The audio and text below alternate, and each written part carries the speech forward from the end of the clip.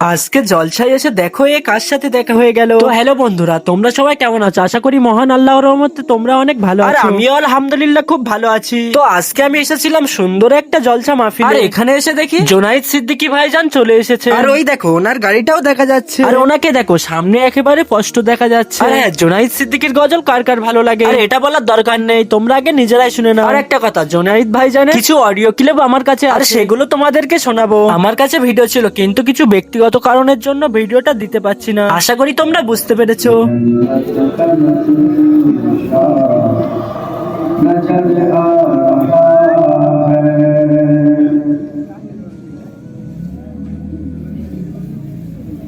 सजाया गया है